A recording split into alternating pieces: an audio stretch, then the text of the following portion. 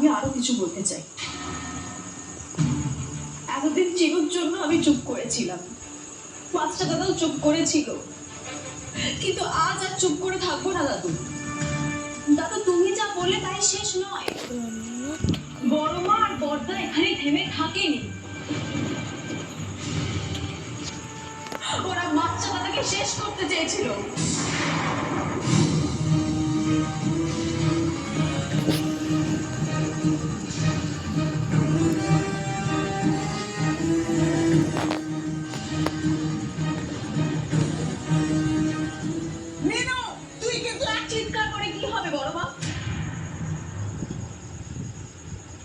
যে ট্রাক ড্রাইভারকে দিয়ে তোমরা মাস্টারদারকে মারতে চেয়েছিলে, সে হাসপাতাল থেকে পালিয়ে এখন আমার কাছে এসেছে।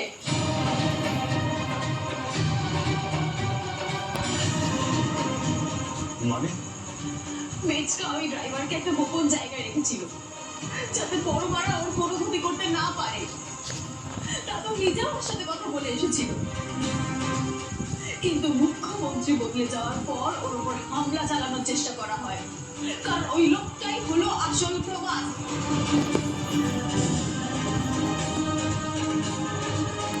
তাই ওই লোকটা প্রাণের ভয়ে এখন আমার কাছে এসে আমাকে সবটা বলেছে। ওকে আমি একটা গোপন জায়গায় রেখেছি, ঠিক সময় মতো আমি ওকে সবার সামনে নিয়ে আসবো। তখন দেখো আরো অনেক কিছু প্রমাণ হবে। প্রমাণ তো হতেই হবে, তার কখনো চাপা থাকে না। বৌমা, তুমি আর তোমার ছেলে পার পাবে না। কথাটা ভালো করে মাথায় ঢুকিয়ে।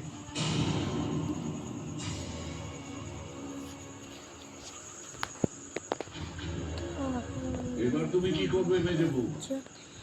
জিনুকে তাড়ানোর জন্য এদের দুজনকে সাপোর্ট করবে?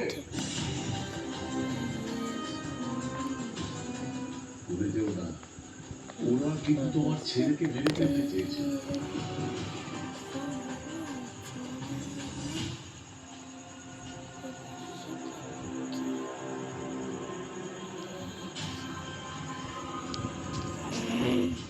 কি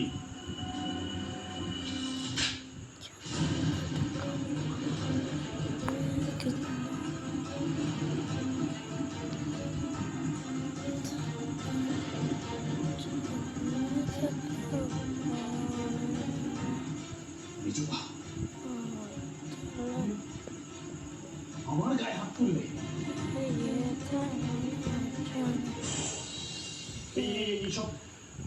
এদের সব মিথ্যে কথাগুলো বিশ্বাস করে চিৎকার করিস না বড়দা। তোদের আর এইভাবে গলা তুলে কথা বলাটা মানায় না। তোদের আজকে সব মুখোশ খুলে গেছে। আমি ভাবতেও পারছি না যাকে আমি ছোটবেলা থেকে বড়মা বলে ডেকে এসেছি সে আজকে তোদের পর্দা আর বড়মা বলে ভাবতে আমার আজকে লজ্জা লাগছে।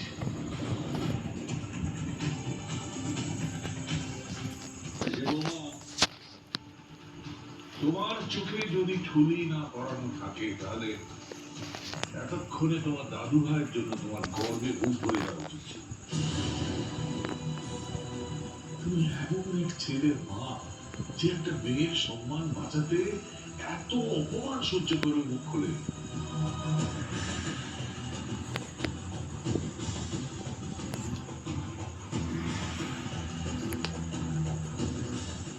বিশ্বাস করো মেজমা, আমি এখানে আসতে চাইনি। চিনু আমাকে দিব্যি দিয়েছিল বলেই আমাকে আসতে হলো।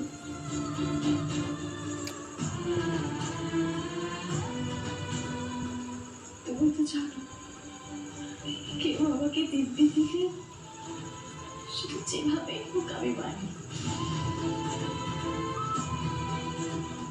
তুমি ভেবো না আমি এখানে থাকতে আসিনি, চলে যাচ্ছি আমি।